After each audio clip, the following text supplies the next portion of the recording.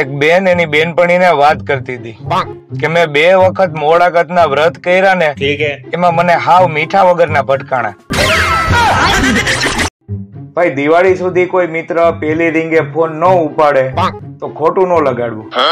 ઈ બિચારો ઘરના માળિયા સાફ કરવા ચડ્યો હોય. બહુ તકલીફ થાય છે વાંઢાઓને જયારે રાત્રે સપનામાં લગ્ન થઈ જાય અને સવારે પત્ની ન મળે. આ તહેવારોમાં ઊંધિયું તો ઘરે ઘરે હોય છે. જરૂર તો સીધીયુંની છે. મારા વાલા મિત્રો અને ભાઈઓ, એક જરૂરી સૂચના સાંભળી લ્યો કે પત્નીથી છુપાવીને મૂકેલી દરેક વસ્તુ સંભાળીને પાછી લઈ લેજો. નકર આ દિવાળીની સાફ સફાઈમાં જો હાથમાં આવી તો દિવાળીની બદલે હોળી થઈ જાય. પતિના પૈસાથી પતિને જ બેવકૂફ બનાવવો એટલે બ્યુટી પાર્લર. એ કોઈ સારા ગરબા રમવા વાળા, એ કોઈ જોરદાર ગરબા રમવા વાળા, અને એ કોઈ ધક્કા ગરબા રમવા વાળા. આઈ લવ યુ કરતા પણ વધારે અસરકારક વાક્ય છે કે હમણાં પાતળી લાગસ. છોકરાઓ લગ્ન કર્યા વગર પણ કાકા બની જાય છે, જ્યારે છોકરીઓ લગ્ન કર્યા વગર કાકી બની નથી શકતી. એવી જ રીતે છોકરીઓ લગ્ન કર્યા વગર માસી બની શકે, જ્યારે છોકરાઓ લગ્ન કર્યા વગર માસા નથી બની શકતા. બાકીના બધાય ગમે ત્યારે મામા તો બની જ જાય. માં એની દીકરીને કે બેટા કેમ રડે છે, સાસરિયામાં કઈ તકલીફ છે? ઓલી કે કેવો પતિ ગોતી દીધો છે. સીધી કઈ ઊંચા અવાજે બોલું કે તો સોરી સોરી કેવા માંડે. બાંધવાનો મૂડ જ જાતો રહીએ. સૂર્ય હંમેશા પૂર્વ માંથી નીકળે છે, પણ ચાંદાનું કાંઈ નક્કી ન કહેવાય કે ક્યાં બ્યુટી પાર્લર માંથી નીકળે. આપણે ત્યાં ફક્ત મેસેજ કરવાથી કામ પૂરું નથી થતું. ફોન કરીને કેવું પડે કે મેસેજ કર્યો છે, જોઈ લ્યો ને. જમાઈ સસરાને કે તમારી દીકરીમાં તો મગજ નામની વસ્તુ જ નથી. સસરા કે તમે ખાલી હાથ જ માંગ્યો તો, મગજની તો ક્યાં વાત જ થઈ હતી. એક બેન એના પાડોશી આગળ ગયા કે કાલે તમારા કૂતરાએ મારી સાસુને બટકું ભર્યું. ઓલા કે ભૂલ થઈ ગઈ, એનો દવાખાનાનો ખર્ચો અમે આપી દેશું, હાલો ને. કે ખર્ચાની વાત નથી, પણ તમારું કૂતરું મને વેચી દ્યો.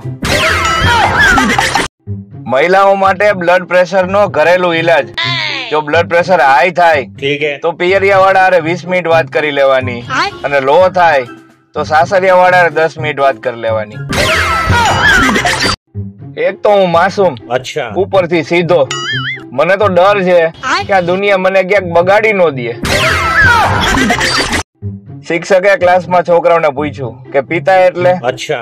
એક છોકરો કે સાહેબ પોતે પિતા હોય તો હાલે, બાકી આપણને પિતા જોઈ જાય તો ઢીબી નાખે, એને પિતા કહેવાય. વેડિંગ અને વેલ્ડિંગ એમાં શું તફાવત છે ખબર છે? વેલ્ડિંગ માં પેલા તિખારા થાય અને પછી ગઠબંધન થાય, જ્યારે વેડિંગ માં પેલા ગઠબંધન થાય અને પછી આખી જિંદગી તિખારા થાય.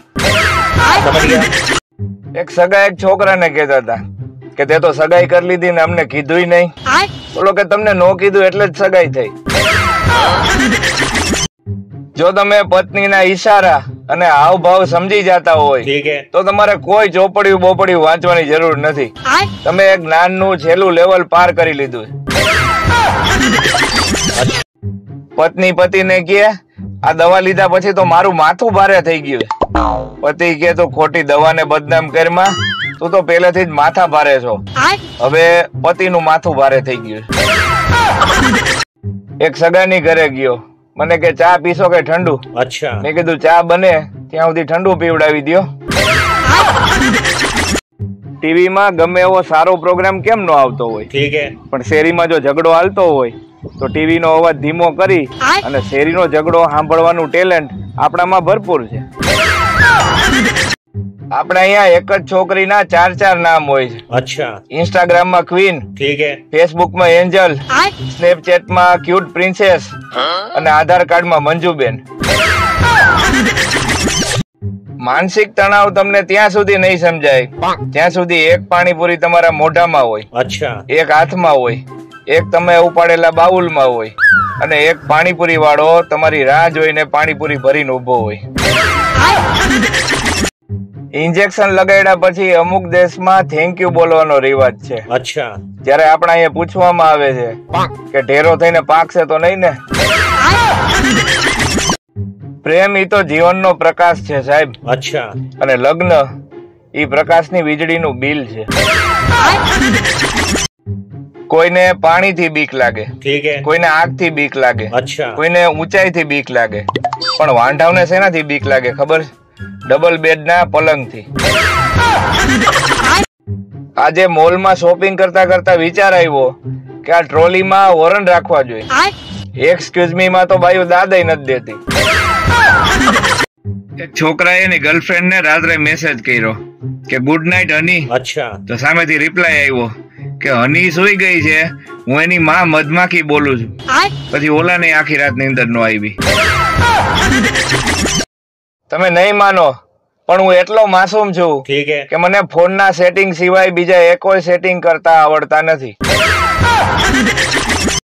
100 વાતની એક વાત, લગન એની હારે જ કરો જે તમને મોડે સુધી શાંતિથી સુવા દે. અમુક વ્યક્તિઓ વેફરના પેકેટ જેવી હોય, માલ ઓછો અને હવા જાજી. 65 કિલોની છોકરી એની બાયોમાં લખે કે નાજુક પરી. અરે બેન જરાક શરમ તો કર. કુંવર છો ત્યાં સુધી મોજ કરી લે મારા કલેજા. ઠીક હે. કુંવર માંથી કુમાર બનીશ ને ત્યારે હરખાની ઝપેટમાં આવી જવાનો છો. થોડા દિવસમાં વ્રતોની સીઝન ચાલુ થશે. ઠીક હે. સવારે વડની ફરતે દોરા. અચ્છા. અને સાંજે વર ઉપર ડોળા. હા, ઘણાય પાછા એવી સલાહ ઉઠો કે બાથરૂમમાં મોબાઈલ લઈ જવો સારો નથી. ઠીક હે. હવે એને કોણ કહે કે એ સાચા છે? તો એક વાત પૂછવી હતી સાહેબ. ઠીક હે. કે જો ઇતિહાસ સાક્ષી છે સમજ ગયા તો ભૂગોળ શું છે? તકલીફ જ આ છે મિત્રો, જીવ બચાવે છે જે દવા એ આપણે ડિસ્કાઉન્ટમાં જોઈ છે. ઠીક હે. અને જે જીવ લે છે એ દારૂ એ આપણે કોઈ પણ કિંમતે જોઈ છે. હું અંગ્રેજીમાં ખાલી એવા લોકો સાથે જ વાત કરું છું જેને અંગ્રેજી નથી આવડતું. એક સુશીલ સુંદર અને ઘર રખું કન્યાનો હું તમને ફોટો બતાવું છું. અચ્છા. કોઈ ઉંમર લાયક ધ્યાનમાં હોય તો કેજો. આ તો કળિયુગ છે સાહેબ. ઠીક હે. ભૂલ હોય છે સેલની અને માર રિમોટ ખાય છે. દિલથી સારા બનો સાહેબ. ઠીક હે. મોટા માટે તો ફિલ્ટર છે જ. તમે પહેલી નજરના પ્રેમમાં માનો છો કે હું બીજી વાર તમારી સામેથી પસાર થાવ? આપણા અહીંયા મનગમતા લગ્ન નો થાય ને ઠીક હે. તોય ગુસ્સામાં 2-3 છોકરા તો થઈ જ જાય. બધી વાતો ખોટી સાહેબ. છોકરીઓનો પહેલો પ્રેમ તો પાણીપુરી જોઈ છે. સંબંધોમાં સૌથી વધારે છેતરતું વાક્ય. અચ્છા. એલા તને મારા ઉપર વિશ્વાસ નથી? પતિ પત્ની બે હારે શાક લેવા જાય ને ત્યારે પતિ જે શાક ગોતીને દે ને ઈ પત્નીને સારું જ ન લાગે. અચ્છા. મેં એવી ટ્રાય કરી. એને જે શાક વીણું તું ને અને ટોપલીમાં નાખ્યું તું, ઈ ટોપલીમાંથી ટમેટો કાઢીને દીધું તો મને કે નથી સારું, બીજું લ્યો. હમણાં એક મોટરસાયકલ પાછળ સૂચના હતી કે આપનું વાહન 10 ફૂટ દૂર રાખો. મેં માવો ખાધો છે અને હું ગમે ત્યારે થૂકીશ. મને એ નથી સમજાતું કે હાંજે જ મચ્છર ઘરમાં કેમ આવે છે? એની એવી કઈ ઓફિસ છે કે જેમાં એ કામ કરે છે ને 6 વાગ્યા પછી છૂટે છે? પંચર વાળો જો એમ કહે કે ટ્યુબ બદલવી પડશે તો આપણને એમ થાય કે નોર્મલ ડિલિવરી થાય એમ હતી અને આને સિઝેરિયન કરી નાખ્યું. એ વસ્તુ સારી છે કે પ્રાણીઓમાં જમવાનું બનાવવાનો રિવાજ નથી, નતર હાથીની વહુ તો જમવાનું બનાવીને થાકી જાત. ભાગીને લગ્ન કરવાની 4 ટિપ્સ. એલા ભાગવાના દીકરા થાવમાં ભણવામાં હરખું ધ્યાન રાખો અને કામમાં હરખું ધ્યાન રાખો તો હારી છોકરીઓના માગા સામેથી આવશે. અત્યારે નાના છોકરા રોતા હોય ને તો એને છાના રાખવા માટે ચોકલેટ આપવામાં આવે છે. પણ આપણે નાના હતા ને સાહેબ ત્યારે રોતા ત્યારે આપણને વધુ મારતા કે છાનો રેસ કે મારું હજી.